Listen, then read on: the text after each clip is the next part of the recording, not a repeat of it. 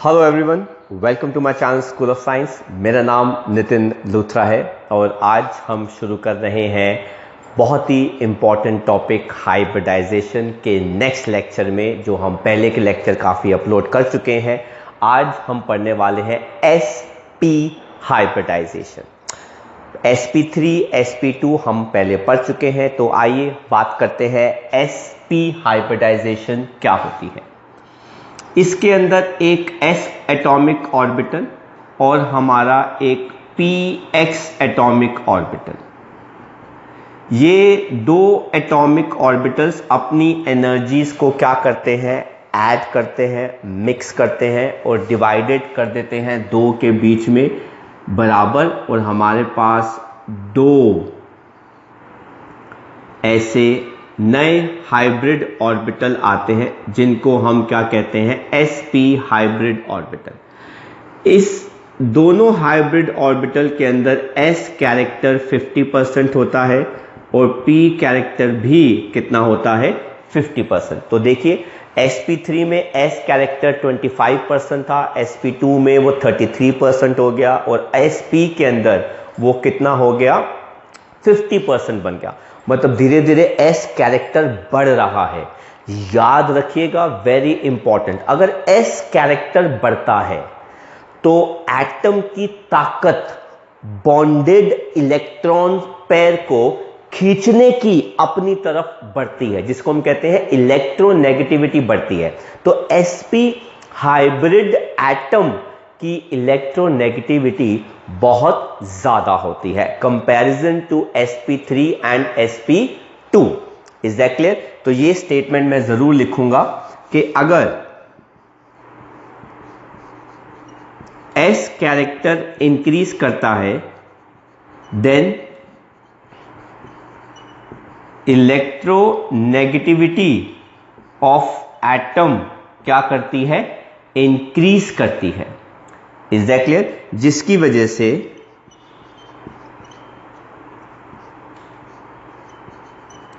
Bond strength क्या करती है, इंक्रीज, एंड बॉन्ड लेंथ क्या कर जाती है, डिक्रीज कर जाती है। तो ये बहुत ही इंपॉर्टेंट है कि इलेक्ट्रोनेगेटिविटी एटम की इंक्रीज कर जाती है। s कैरेक्टर हमने बता दिया, p कैरेक्टर हमने बता दिया। मॉलिक्यूल की जो शेप आती है विद sp वो क्या होती है, लीनियर, एंड बॉन्ड एंगल जो आता है इस केस के अंदर कितना आता है, 180 डिग्री। और अगर हम एग्जाम्पल्स की बात करें तो एल्काइंस के अंदर जो carbon atom triple bond show करते हैं वो sp हाइब्रिडाइज्ड होते हैं, राइट। तो हम सिंपलेस्ट एल्काइन जो है वो कौन सा ले रहे हैं, C2H2। किसी भी एल्काइन के अंदर कम से कम दो कार्बन ऐसे होंगे जो क्या हाइब्रिडाइज्ड होंगे, sp, और उससे ज्यादा भी हो सकते हैं, लेकिन बाकी के अगर वो ट्रिपल बॉन्ड नहीं बना रहे, वो सिंगल बॉन्ड बना रहे हैं, तो वो sp3 हाइब्रिडाइज होते हैं। तो आई रिपीट, किसी भी एल्काइन के अंदर मिनिमम दो कार्बन होंगे जो क्या हाइब्रिडाइज होंगे, sp।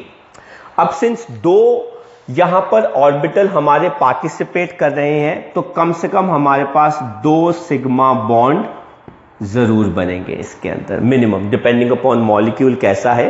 तो हाइब्रिड ऑर्बिटल दो सिग्मा बॉन्ड जरूर बनाते हैं। एल्काइंस के अलावा जो हमारा एक और मॉलिक्यूल आ सकता है वो है बेरिलियम डाइफ्लोराइड। आप इसके अंदर बेरिलियम डाइक्लोराइड भी ले सकते हैं। कार्बन डाइऑक्साइड भी हमारा sp हाइब्रिडाइज्ड होता है।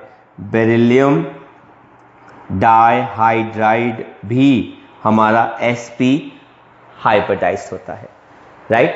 तो देखते हैं कुछ मॉलिक्यूल्स के एग्जाम्पल। चलिए पहले देखते हैं बेरिलियम का ही example. Beryllium difluoride. Beryllium ground state में एटॉमिक नंबर 4 1s2 2s2 होता है। तो बेरिलियम ग्राउंड स्टेट में कितना होता है, 1s2 2s2। तो अगर हम देखें इसका लास्ट शेल का s ऑर्बिटल जो है वो पेयर्ड है, पर जब ये बॉन्ड बनाने आता है तो बॉन्डिंग में ऑर्बिटल्स की ओवरलैपिंग होती है, ओवरलैपिंग की वजह से एनर्जी रिलीज होती है, जिसकी वजह से बेरिलियम सेंट्रल एटम उस एनर्जी को गेन करके अपना इलेक्ट्रॉन 2p जो खाली पड़ा होता है उसमें एक्साइट करा देता है। तो बेरिलियम एक्साइटेड स्टेट में क्या बन जाता है, 1s2 2s1 2p1। तो ये आ गया हमारे पास एक अनपेयर्ड इलेक्ट्रॉन और p के अंदर भी आ गया हमारे पास एक अनपेयर्ड इलेक्ट्रॉन। अब बेरिलियम के पास सिर्फ दो ही अनपेयर्ड इलेक्ट्रॉन है, एक 2s के अंदर एक 2p के अंदर। वो इन दोनों को क्या करवा देता है, हाइब्रिडाइज करवा देता है। तो हमारे पास हाइब्रिडाइजेशन क्या आ जाती है, sp हाइब्रिडाइजेशन, एंड वो इस वजह से दो सिग्मा बॉन्ड बनाता है with what shape, linear shape. तो अगर मैं आपको सिंपल मॉलिक्यूल दिखाऊं बेरिलियम का फ्लोरीन के साथ, वो ये हो जाता है और बॉन्ड एंगल कितना हो गया, 180 डिग्री। मॉलिक्यूल की शेप जो है वो क्या आ गई, लीनियर शेप आ गई।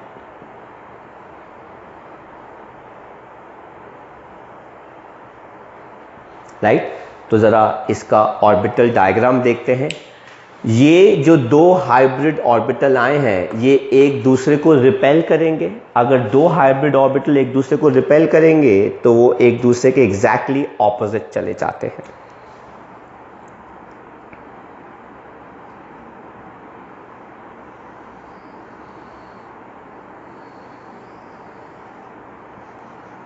तो ये आ गया बेरिलियम sp एंड sp।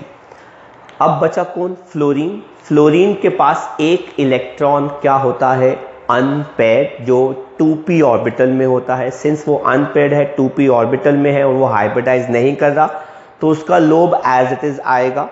तो हम फ्लोरीन का p ऑर्बिटल दिखा देते हैं अनहाइब्रिडाइज्ड।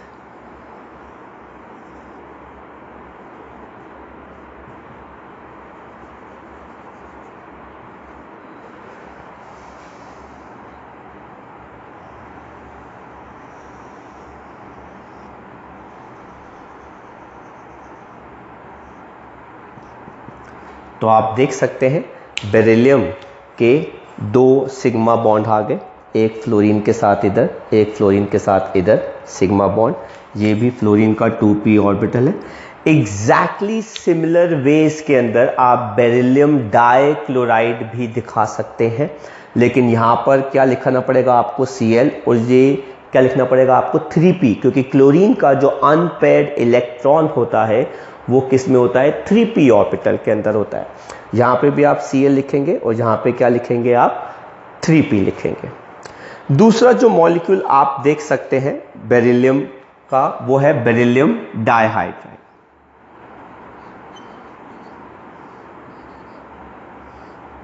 अब इसके अंदर फर्क क्या है, फर्क ये है कि हाइड्रोजन की वजह से इसके अंदर s ऑर्बिटल आ जाएगा, बाकी सब कुछ सेम ही है। तो हम देख सकते हैं इसका,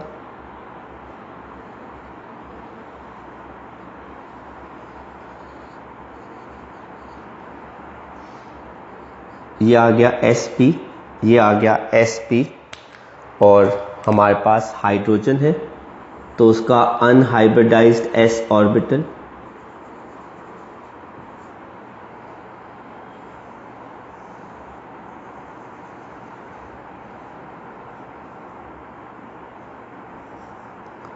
दो सिग्मा बॉन्ड बन रहे हैं। Right. So this is how beryllium dichloride, difluoride and beryllium dihydride exist and shows sp hybridization. Right? तो देखते हैं next molecule, that is alkyne. कौन सा वाला, इथाइन की हाइब्रिडाइजेशन। नाउ इथाइन के केस के अंदर हमारे पास कार्बन है, तो अब हम जानते हैं कि कार्बन ग्राउंड स्टेट में एटॉमिक नंबर 6 क्या होता है, 1s2 2s2 2p2,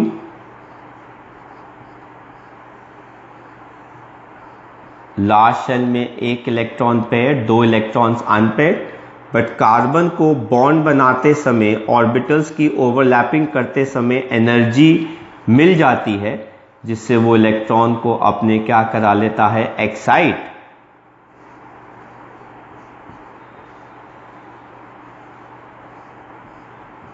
और उसके पास आ गए 4 इलेक्ट्रॉन्स अनपेयर्ड। लेकिन अगेन ये कार्बन की चॉइस है कि उसने इन चारों अनपेयर्ड इलेक्ट्रॉन में से कितनों को क्या कराना है, हाइब्रिडाइज कराना है। sp के अंदर कार्बन क्या करता है, अपने 4 में से 2 ही इलेक्ट्रॉन्स को हाइब्रिडाइज कराता है, एक इसको और एक इसको, जो मिलके क्या बनाते हैं, sp hybridization, I am sorry, जो 2 सिग्मा बॉन्ड बनाते हैं। लेकिन जो 2 इलेक्ट्रॉन्स हाइब्रिडाइजेशन में पार्टिसिपेट नहीं करते, वो क्या बनाते हैं, 2 पाई बॉन्ड बनाते हैं इस बार, राइट। तो हम मॉलिक्यूल की शेप देखते हैं। अब अगर आप इथाइन की शेप देखें तो उसके अंदर एक आता है हाइड्रोजन सिंगल बॉन्ड कार्बन, और carbon triple bond carbon, and then carbon का सिंगल बॉन्ड हाइड्रोजन के साथ। अब इसके अंदर ये वाला कार्बन और H का बॉन्ड सिग्मा है, कार्बन और कार्बन का बॉन्ड सिग्मा है। तो कार्बन के आप देख सकते हैं 2 बॉन्ड सिग्मा है। सेम गोज इस कार्बन के साथ भी, ये सिग्मा है और दूसरा कार्बन का H के साथ सिग्मा है। लेकिन ये वाले जो 2 बॉन्ड हैं, ये दोनों कौन से बॉन्ड है, पाई बॉन्ड है, जो कार्बन और कार्बन के बीच में होते हैं, हाइड्रोजन के बीच में ये नहीं होते, राइट। तो आपको 3 सिग्मा बॉन्ड नजर आ रहे होंगे, पर ये 3 सिग्मा बॉन्ड नहीं, इंडिविजुअल कार्बन के रिस्पेक्टिव ये कितने सिग्मा बॉन्ड होंगे, 2 सिग्मा बॉन्ड। तो let us first draw sp orbital इस कार्बन का।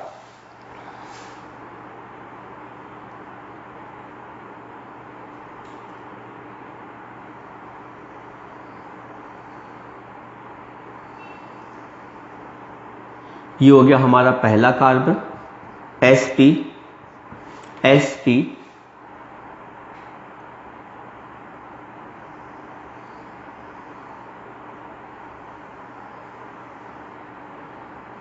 ये हो गया हमारा दूसरा कार्बन। इन दोनों के बीच में ये जो बॉन्ड बन गया, सिग्मा बॉन्ड हो गया। ये है पहला कार्बन, ये है हमारा दूसरा कार्बन, इन दोनों के बीच में हमारे पास कौन सा बॉन्ड हो गया, सिग्मा बॉन्ड। अब इस कार्बन का सिग्मा बॉन्ड हाइड्रोजन के साथ, तो मैंने हाइड्रोजन को दिखाया 1s1, ये देखिए सिग्मा बॉन्ड आ गया। मैंने हाइड्रोजन को दिखाया 1s1 और मैंने सिग्मा बॉन्ड ड्रॉ कर दिया। तो अगर ये हमारा कार्बन एटम है, तो इस कार्बन का एक सिग्मा बॉन्ड H के साथ, इस कार्बन का एक सिग्मा बॉन्ड दूसरे कार्बन के साथ, वो ये रहा। इसी कार्बन के 2 सिग्मा बॉन्ड बन रहे हैं, एक सिग्मा बॉन्ड पहले कार्बन के साथ और एक सिग्मा बॉन्ड इस H के साथ। अब हमको दिखाने हैं 2 पाई बॉन्ड। अब अगेन कॉन्सेप्ट थोड़ा सा डायग्राम डिफिकल्ट हो जाता है, तो ध्यान से देखिएगा कि मैं पाई बॉन्ड जो है वो कैसे दिखा रहा हूँ। ये भी पाई बॉन्ड वैसे ही ड्रॉ किया जाएगा जैसा हमने sp2 के अंदर ड्रॉ किया था, लेकिन इस बार मुझे 2 पाई बॉन्ड लेकर आने, इसलिए मैं थोड़ा सा स्पेस का हिसाब किताब लगा रहा हूँ। ये देखिए, ये अनहाइब्रिडाइज्ड p ऑर्बिटल आया पहला वाला, और ये अनहाइब्रिडाइज्ड p ऑर्बिटल आया पहला वाला दूसरे कार्बन का। ये दोनों ओवरलैप करते हैं और आपस में एक पाई बॉन्ड बनाते हैं। इसको भी मैंने लिखा 2p, इसको भी मैंने लिखा 2p। अगर मैं आपको इसको शो करके बताऊं कि ये कैसे दिखते हैं इंटरन्यूक्लियस एक्सिस के अराउंड,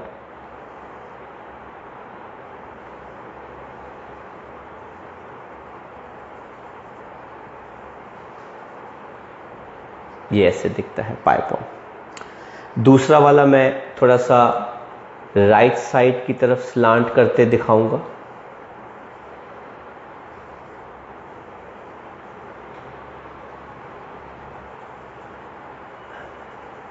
तो ये हमारा दूसरा पाई बॉन्ड जो है वो कार्बन और कार्बन के बीच में बनने वाला है। ये देखिए वही अनहाइब्रिडाइज्ड p ऑर्बिटल, वही अनहाइब्रिडाइज्ड p ऑर्बिटल, और इस 2p ऑर्बिटल में एक और पाई बॉन्ड बन गया।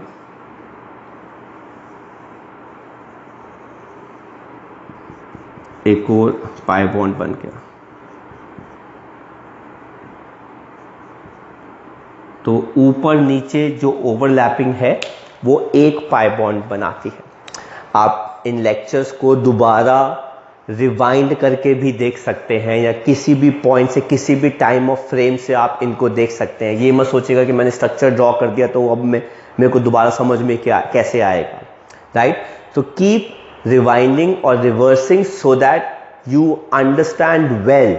जब तक समझ में नहीं आएगा तब तक आप हाइब्रिडाइजेशन के टॉपिक में आगे मत बढ़िएगा, क्योंकि बहुत बहुत सारे क्वेश्चंस जो हैं वो हाइब्रिडाइजेशन से एसोसिएटेड ही आते हैं, राइट।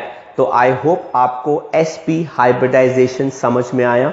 अगर समझ में आया तो प्लीज़ लाइक करना मत भूलिएगा, फ्रेंड्स के साथ हमारा इस लेक्चर को शेयर करना भी मत भूलिएगा, एंड जो नए बच्चे हैं वो सब्सक्राइब कर लो ताकि आपको और भी बहुत सारे लेक्चर्स को ये नोटिफिकेशन जो है वो रेगुलर बेसिस पर मिलते रहें, क्योंकि हम बहुत सारी क्लासेस के लिए मैं लेक्चर अपलोड कर रहा हूँ। 9th है, 10th है, 11th है, 12th है। तो मैं कोशिश कर रहा हूँ जितना मैक्सिमम मैं आपको प्रोवाइड करा सकूँ in terms of topics and chapters and lectures, वो मैं पूरी कोशिश कर रहा हूँ। मेरा नंबर भी मैंने शेयर किया है, कोई भी डाउट हो आप मुझे कॉल करके पूछ सकते हैं। It will be all free. Thank you very much. Bye bye from school of science.